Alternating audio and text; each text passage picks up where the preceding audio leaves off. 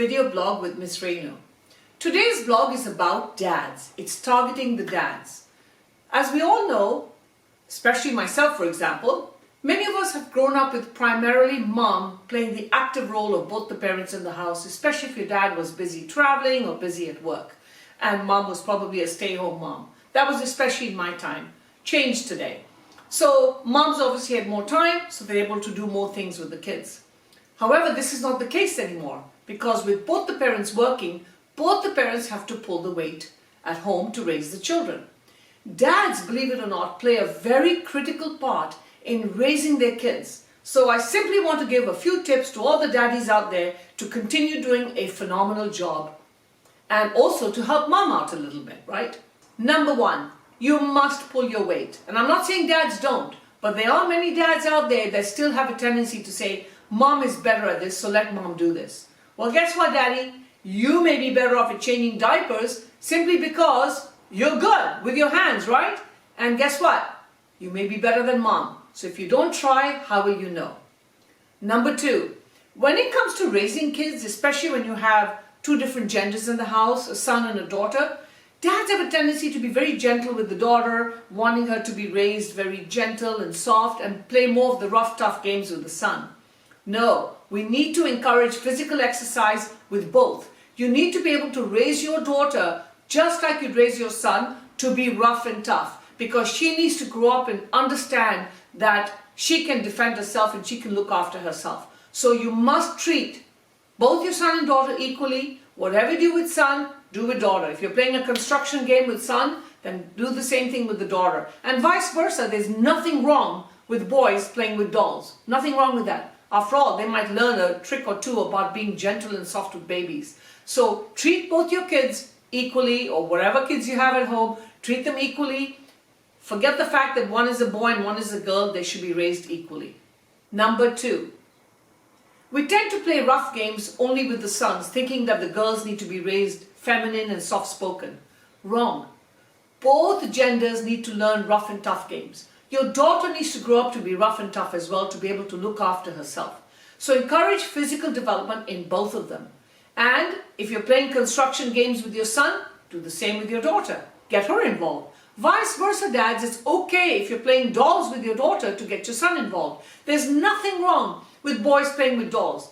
You can teach them how to raise a family, how to be respectful, simply through games. So be sure to treat them equally. Put aside all those cultural thoughts and old-fashioned ideas.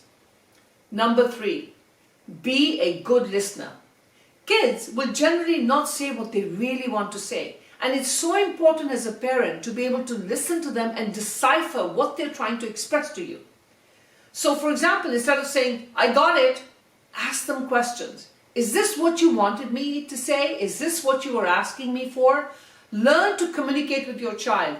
Both children, sons and daughters, need to be taught that parents are always there to listen to them and vice versa. Number four, as I mentioned in my earlier blog, how important it is to show love. And you can't just show love by saying, I love you.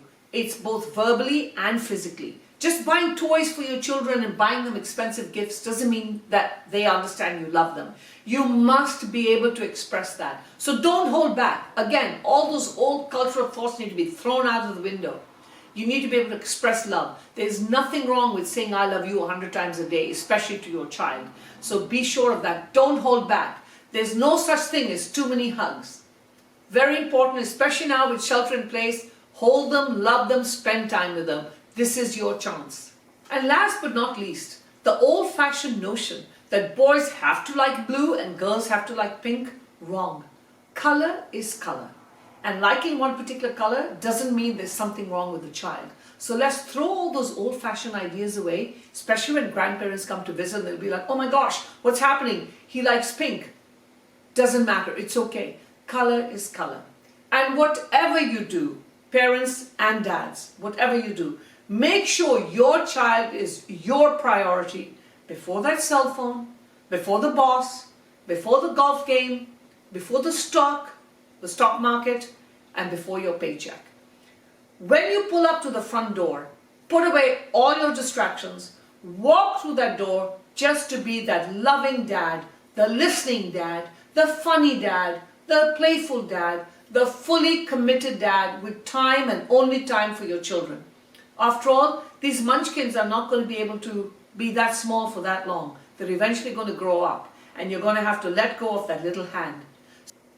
I will leave you with this quote. Your child is filled with exploration. Simply find the time to discover that. Discover that something within them, because there is something wonderful in every single one of them. And all you need to do is find the time to be able to be there for them, with them, learn with them, and learn from them. Until next time.